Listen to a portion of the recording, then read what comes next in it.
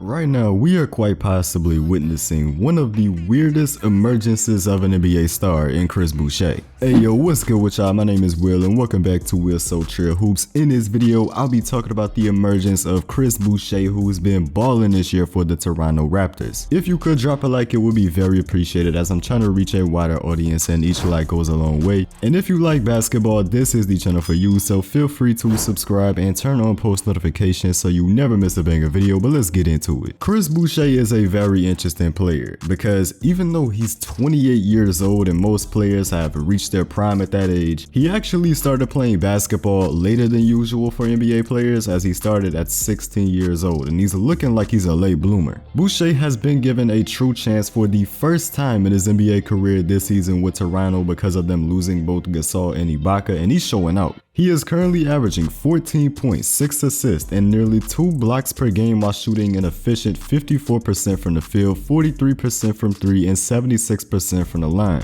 And you heard that correctly, he's shooting 43% from 3 for a guy who's mainly been playing center this season. Not to mention that's coming on nearly 4 attempts per game. These numbers are also coming from him playing in only 24 minutes per game off the bench for the Toronto Raptors. If we were to take a look at his per 36 numbers, they actually sit at 21 points, 10 rebounds, and nearly 3 blocks per game. This season, Boucher has played in over 30 minutes on 7 different occasions, and in those 7 games, he has averaged 22.6 points, 7.6 rebounds, and 2.4 blocks. So despite the fact he's definitely been given a chance with Toronto this year, he still deserves to be given much more playing time than he's getting right now. But let's talk more about Boucher as a player and how he's been able to put up these impressive numbers. We of course have to begin by talking about his shooting ability. He's a 6'9" center who I personally think should be playing power forward instead, which I'll talk about later. But for a guy of that position, he is easily one of the best shooters. He's a knockdown guy off a catch and shoot, making him a major threat in a pick and pop scenario. His shooting mechanics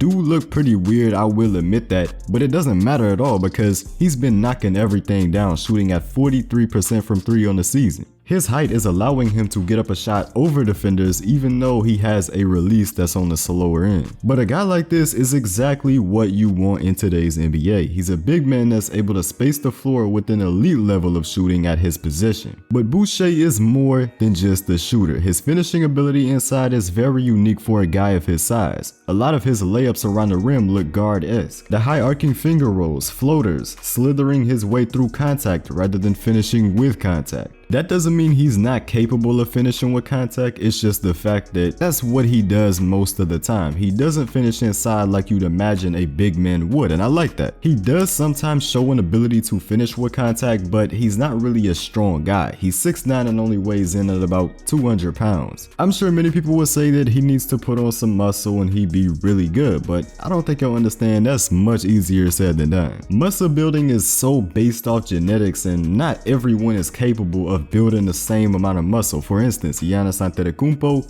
insane genetics. Chris Boucher on the other hand, not great genetics for muscle building it seems. Trust me, I know cause I got the same body type as Chris Boucher, but the difference is I'm not fucking 6'9". So when it comes to that, I don't think there's really anything he can do unless he has some insane genetic potential like Giannis that he hasn't discovered, which likely isn't the case. But that's fine because Boucher is good the way he is. That's why I say he should be shifted to power forward, his original position. Having him matched up with certain centers isn't a good idea. He's a good defender, but you don't want him trying to hold it down in the low post. He's a help side shot blocker. That's when he's at his best on defense. He's a really athletic guy with excellent timing to get blocks. I like when he patrols the mid-range area within a few feet of the free throw line on both sides. That way he's in a position with his length and athleticism to step down and reject the shot. Against some teams and lineups, the Raptors can get away with running him at center, but against teams like Philly, he would have nightmares trying to deal with Embiid one-on-one in the low post. But luckily for Boucher, there aren't many bigs left like Embiid who can eat defenders alive down low like that. Either way, he definitely deserves more minutes and he should be starting. He definitely should be getting at least 28 to 29 minutes per game,